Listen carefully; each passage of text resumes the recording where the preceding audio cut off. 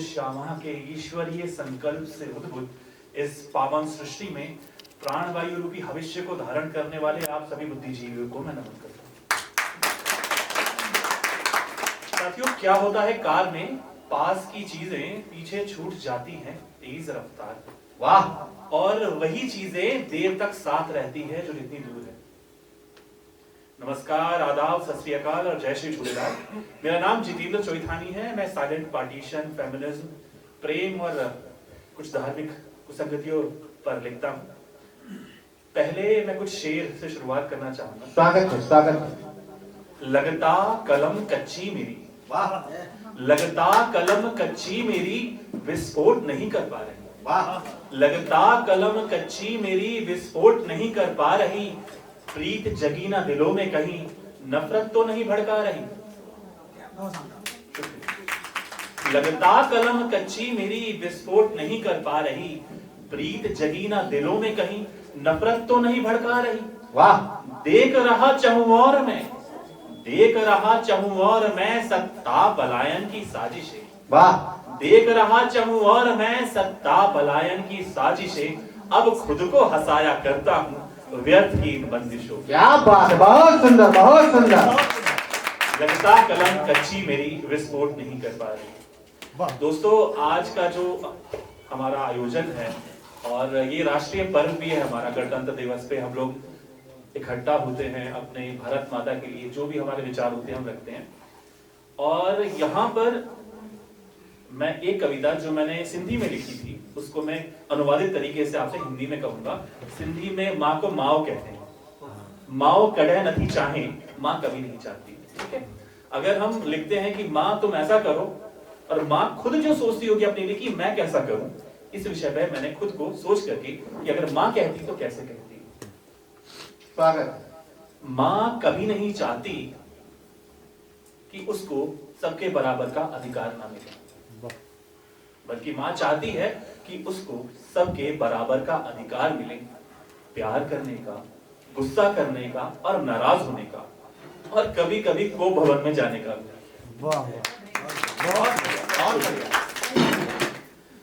माँ चाहती है कि उसको भी बराबर का अधिकार मिले, गुस्सा होने का, नाराज होने का और प्यार करने का।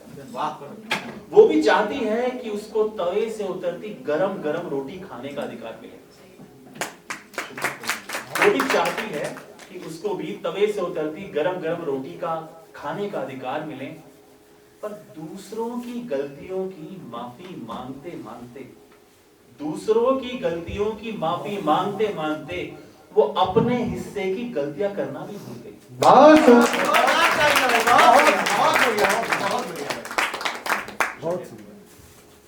दूसरों की गलतियों की माफी मांगते मांगते वो अपने हिस्से की गलती, अपने हिस्से की गलतियां भी करना भूल गई। हम लोग भगवान के पास जाते हैं और हमें भगवान नजर नहीं आते, पर माँ को सच में नहीं पता कि उसको भगवान का दर्जा दिया गया है। माँ सच में नहीं जानती कि उसको भगवान का दर्जा दिया गया है। भगवान तो हर जगह नहीं दिखता, पर माँ तो दिखती है। भगवान तो हर जगह नहीं दिखता, पर माँ तो दिखती है। अब अगली कविता है विभाजन की त्रासदी पे। मैं इसको साइलेंट पार्टीशन कहता हूँ और मैं सिंधी हूँ। तो दादाजी के साथ कुछ बातें हुआ करती थी बचपन में, अब वो जिंदा नहीं है। और जीवन में एक गौरवपूर्ण क्षण ये रहा है कि कोई पूछता है कि भाई तुम कौन हो, तो मैं बताता हूँ मैं श्री गोविंद राम जी का पोता हूँ। मेरे जो दादाजी थे, he was the personal security adviser of first president of India, doctor Rajendra Prasad. तो जीवन में ये अच्छा एक पल है। और बचपन में बहुत मैं उदंड बच्चा हुआ करता था, मुझे खाने पीने का बहुत शौक था, और जब भी मन होता था घर छोड़ के भाग के दादाजी के यहाँ चला जाता था, क्योंकि वहां कोई रोक टोक नहीं। तो मेरे से अपने जीवन के वो किस्से शेयर किया करते थे। कविता का शीर्षक यानी कि उन्वान है, जो बच गया था वो दर्द है।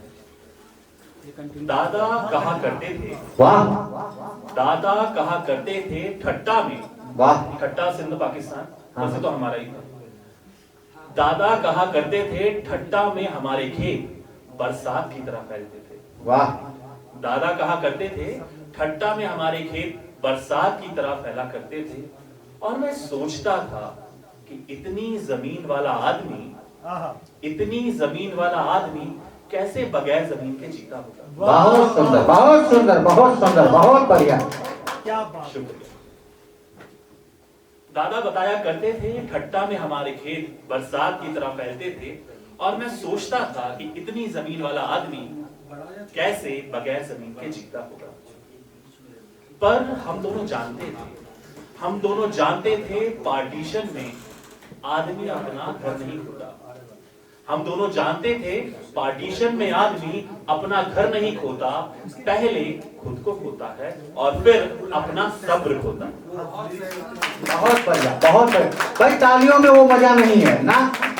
कुछ लोग तो ताली बजा रहे हैं, कुछ लोग जैसे नरेगा के मजदूर बैठे हैं। जोरदार तालियां बजाइए भाई, जोरदार। आप ताली नहीं बजाएंगे तो आपके समय पर भी कोई ताली नहीं बजाएगा, बाद में मत करिएगा, है ना। साहित्यकार होता है, उसकी लेखनी होती है।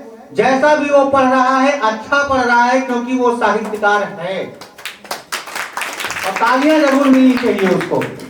बहुत शुक्रिया संजय भाई, हौसला अफजाई की। दादा जवान थे, परिस्थितियां बूढ़ी। दादा जवान थे, परिस्थितियां बूढ़ी।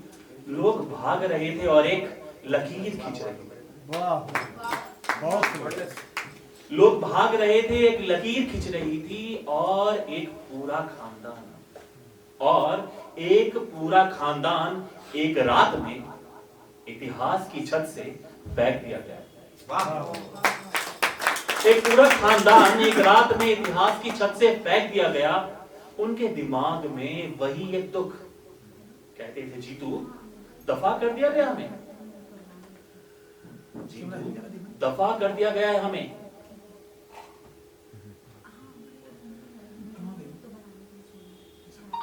साहब गर्व भी रात की रोटियां नहीं पकाता। गर्व भी रात की रोटियां नहीं पकाता।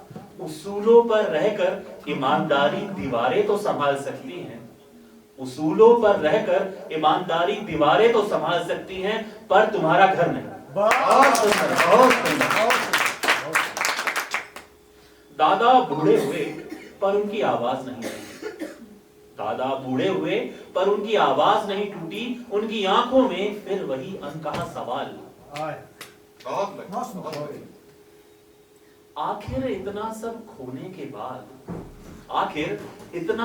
खोने के बाद भी हम खामोश क्यों हैं? मैं अक्सर देखता हूं कि मां जब बर्तन मांजती है, पापा जब बिना शिकायत के चुप रहते हैं। मां जब बर्तन मांजती है, पापा जब बिना शिकायत के चुप रहते हैं, तब दादा का वो पार्टीशन फिर से हमारे घर में होता है। बहुत सुंदर, बहुत सुंदर, बहुत बढ़िया। शुक्रिया। मां जब चुपचाप बर्तन मांजती है, पापा जब बिना शिकायत चुप रहते हैं, तो दादा का वो पार्टीशन फिर से हमारे घर में होता है। हम लोग इतिहास में नहीं, उसके बाद की धूल में पैदा हुए। हम लोग इतिहास में नहीं, उसके बाद की धूल में पैदा हुए हैं, और धूल का कोई पता नहीं लेता। दादा अब नहीं है, पर सच बचा है। जो थोड़ा बहुत दर्द था वही आगे बढ़ा है, क्योंकि दादा कहते थे ठट्ठा में हमारे खेत बरसात की तरह फैलते थे। एक कविता की कुछ पंक्तियां कह के मैं विराम लूंगा। प्रेम के विषय में मैं लिखता हूं, और आजकल जेनजी कहते हैं, जो अभी की पीढ़ी है, वो कहते हैं कि भाई प्रेम नहीं है, लाइफ बहुत फास्ट है, लेफ्ट स्वाइप और राइट स्वाइप की जिंदगी। नहीं, वो तो मैं अभी देख के आ रहा हूँ। लोग कहते हैं कि अब प्रेम आसान नहीं रहा। लोग कहते हैं अब प्रेम आसान नहीं रहा, बहुत शर्तें हैं, बहुत डर है। लोग कहते हैं प्रेम आसान नहीं रहा, बहुत शर्तें हैं, बहुत डर है। मैं कहता हूं प्रेम मुश्किल नहीं है, प्रेम मुश्किल नहीं है, हम बस उसे गलत जगह खोज रहे हैं। बिल्कुल सही बात, बहुत सुंदर, बहुत सुंदर। रंजन शर्मा प्रयागराज में घूमते हैं। जोरदार तालियां भाई बजाइए इस पंक्ति के लिए। बहुत बढ़िया, बहुत बढ़िया। बहुत अच्छा लग रहा है आपसे कविता कहते हैं, क्योंकि आज मेरा जन्मदिवस भी है। अरे वाह वाह वाह, बधाई हो भाई। रंजन जी माल्यार्पण एक बार आप करें। बहुत शुक्रिया। तो फिर प्रेम बात कैसे करता है? अगर कहीं प्रेम चिल्लाता नहीं, वाह, वो बस पास बैठ जाता है। प्रेम चिल्लाता नहीं है, वो बस पास बैठ जाता है। और अगर तुम थक जाओ तो थोड़ा खामोश भी रहेगा। वाह वाह, बहुत सुंदर।